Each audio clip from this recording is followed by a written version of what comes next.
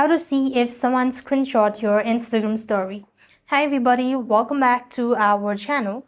In this video, I'll be showing you the procedure on how to see if someone has screenshot your Instagram story. Now, you need to understand that Instagram does not have such feature enabled at the moment. That means unlike Facebook, unlike Snapchat, you could get a notification, right? When somebody takes a screenshot of your snap or a story, but there is no way you could see it for Instagram. So basically, you cannot directly see if someone screenshot your Instagram story because Instagram does not provide a notification features for screenshot or for stories, post or reels as well. So the only exception is for view one's photo or video or vanishing mode chat within the direct message where a notification is sent to a sender if the screenshot is taken. Now, Instagram discontinued in a brief test of screenshot notification from stories in the year 2018.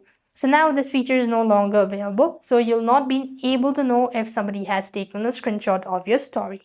So that's all. I hope the video was helpful. Make sure to like, share and subscribe. Thank you for watching. See you in the next video.